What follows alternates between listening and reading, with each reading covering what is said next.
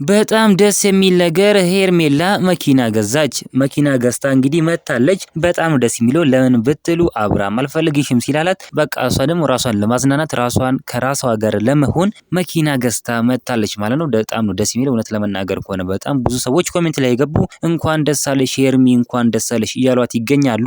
እኛም ደግሞ የሩታችን እንኳን ደስ አለሽ እንኳን አብሮ ደስ አለን ሩታችን ማለት እንፈልጋለን። እንግዲህ ያው ሩታን በጣም ደስ ብሏታል ሄርሜላ ስለገዛች። አሁን ታርቋል።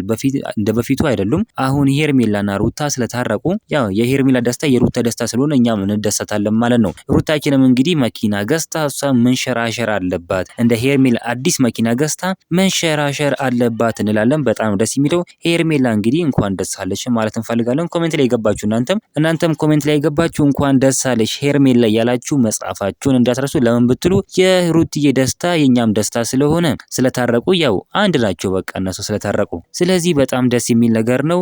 አብርሃምም እንግዲህ በዚህ ድርጊቱ በጣም ተናዷል። ለምንድን ነው የተውኳቸው? ለምንድን ነው እንደዚህ እያደረኳቸው ያለሁት ብሎ ተናዷል አብርሃም ማለት ነው። እውነት ለመናገር ከሆነ ትክክለኛ ነገር አላደረገም። አብርሃምም ትክክለኛ ውሳኔ አልወሰነም። ስለዚህ በጣም ደስ በሚል ሁኔታ ሄርሜላ ይሄንን ነገር አርጋለች። እውነት ለመናገር ከሆነ በጣም ደስ የሚል ነገር ነው። እኛም እንደሰታለን ማለት ነው። አብርሃምን ግን እየሰሩለት ይገኛሉ። እውነት ለመናገር ከሆነ እየሰሩለት ይገኛሉ። እሱ ነቃ ደገጥ ማለት አለበት። እናንተ ምን ትላላችሁ? ሀሳብ አስተያየታችሁን ኮሜንት ላይ ማስቀመጥ እንዳረሱ፣ ቪዲዮ ላይክ፣ ቻናሉ ሰብስክራይብ ማድረግ እንዳረሱ። በሌላ ቪዲዮ እስከምንገናኝ በያላችሁበት የዓለም ዳርቻ ሰላማችሁ ብዙ ይበልልኝ። ደህና ሁኑልኝ።